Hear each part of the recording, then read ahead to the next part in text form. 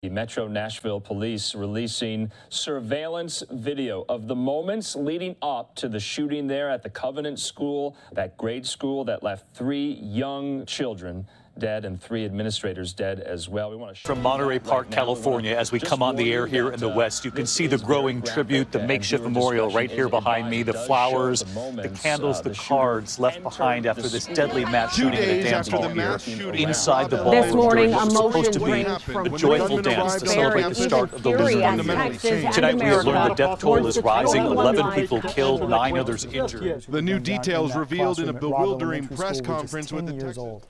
These are the 20 of the 21 faces of those who lost their lives. 19 children and 2 teachers, victims of what is now the deadly. Pieced together so far. Salvador Ramos was a high school dropout with no known adult criminal history. He just turned 18 last week. According to the ATF, he brought an AR platform rifle last Tuesday, followed by 375 rounds of ammunition the next day, then another AR-style rifle last Friday. Last week, I got to go to D.C. and talk to our senators and representative for Alaska. My group got to ask them a lot of really cool and interesting questions, and one of those questions was, what are they going to do to combat mass shootings? When we asked the question, we weren't expecting much. And we didn't get much. What we got was a mediocre answer saying that we need to address the mental health crisis instead of actually do something about the guns that are falling into people's hands who shouldn't have them. The most powerful thing on earth is the human mind if you use it right.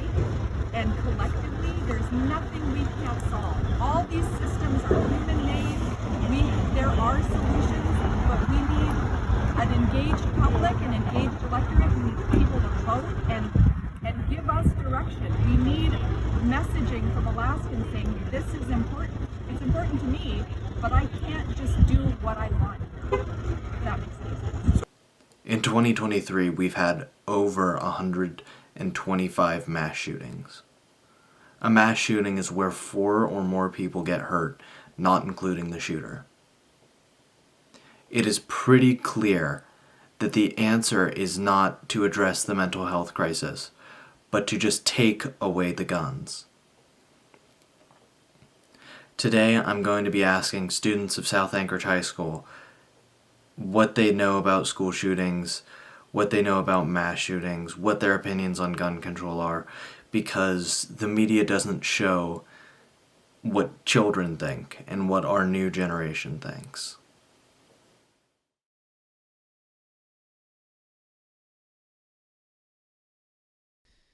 Personally, I think a lot of it has to do with, the mental health of our generation. And, obviously, social media and online access and constantly being connected, brings to light a lot of things. And generally speaking, our generation is more willing to do things like this, which I think does come from our also being the first generation to have access to things like social media and, internet access. But also, I believe that, making it possibly harder for children to have access to guns, not to say to restrict guns or anything, but children in particular, because a child with a gun that's emotionally unstable results in very serious and pressing concerns. I mean, at the current moment, I think with the healthcare system or lack thereof that we have set up, the most effective, immediate sort of band-aid for the issue is stricter gun control laws and, maybe making it so you can't just go to Walmart and buy a gun. The vast majority of mass shooters legally obtained their weapons. But, long term, I think the ideal solution would be to have better mental health care, better supports for kids, better schools. The vast majority of school shooters are cis, straight, white, abled boys. But they still commit these crimes as a result of feeling, targeted and bullied and struggling with mental health issues, but it's just that combined with almost the entitlement of growing up incredibly privileged that causes them to become violent.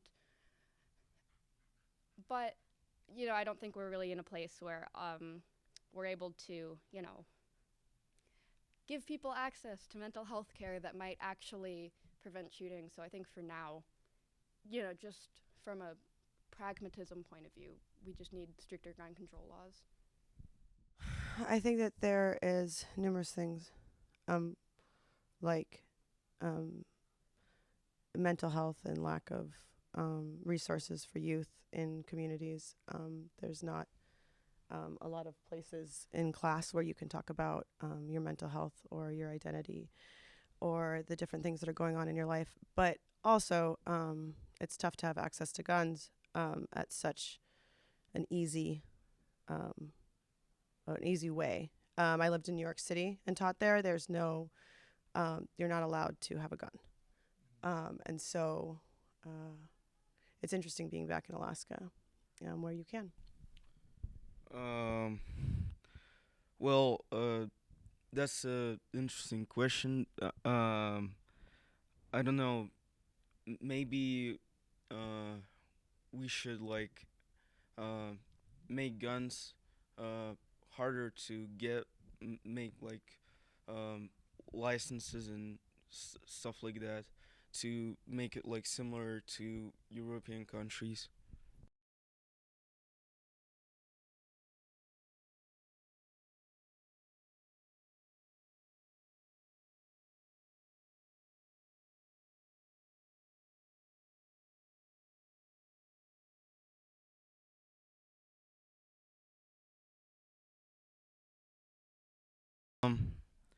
I'm not that worried because our state is not that dangerous in school shootings, I believe, and yeah, but the number in United States is much bigger than in European countries. Generally, because we don't have guns it's not that easy to get them there. Yeah. When the last shooting just went, I kind of dissociated and didn't talk about it because I've been in this profession for a long time, and one of the most traumatic things I think I do to students is have to do the lockdown drills with them. I work with immigrants and refugees from all over the world, and many times in their countries, they are traumatized by earthquakes, gun violence, fascist overrule, and they, when we do those drills, they actually have panic attacks. And so I really, I feel like the drills are necessary because they're happening at such a high rate in the United States.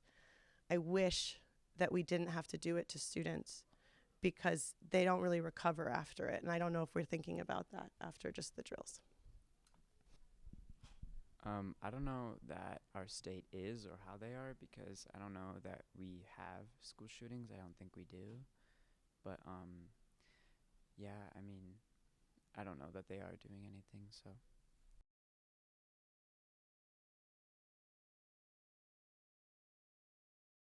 I mean, obviously, they're pushing that, the shooting solely happened because the shooter was trans, which has been confirmed. He was a trans man. But, they're framing it as this sort of epidemic of transgender shooters, and they're all, just going and shooting all the Christians they can find because they're all, insane and mentally ill, which really just isn't the case. I have the Washington Post here, which says that in the last 5 years, there's been 2,697 mass shootings, and with 0.6% of the American population identifying as transgender, you would expect, just statistically, if they were just as likely as cis people to have commit mass shootings, at least 16 mass shootings committed by a person who's transgender, but there's actually just 3 possible cases, and those have all just been cited by conservatives. I believe the only one where it's actually been confirmed the shooter was trans is Nashville. So trans people are like significantly less likely to commit mass shootings, but obviously they're not framing it this way. They're calling it this epidemic and this huge like. Absolutely. I think that all the bills, all the bills that have been brought up and put out and passed in many states are incredibly affecting our trans students and our queer students, and it's something I think about every day, because our trans students and queer students have the highest rates already of dying by suicide or being homeless or being abused. And so they're already a group of people that really need support.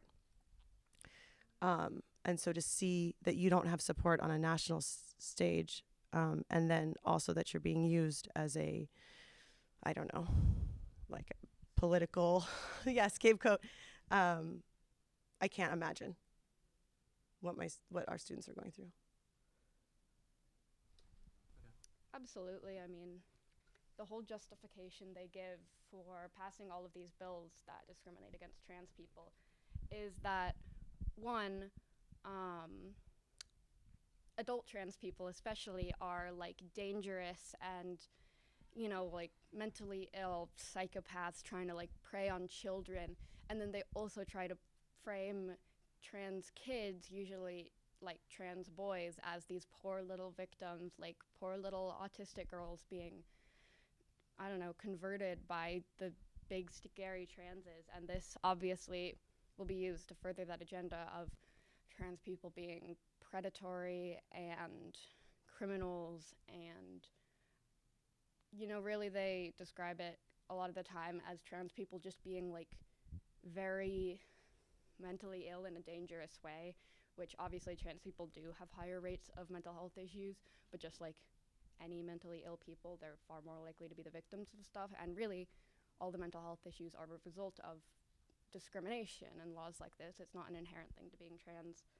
So it's going to make it harder for trans kids to get the support and medical care they need with the bills like, I believe HB 105 is that the one with schools?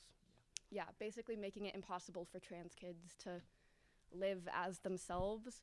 And in most states, it's getting to be near impossible for trans kids to access the health care they need.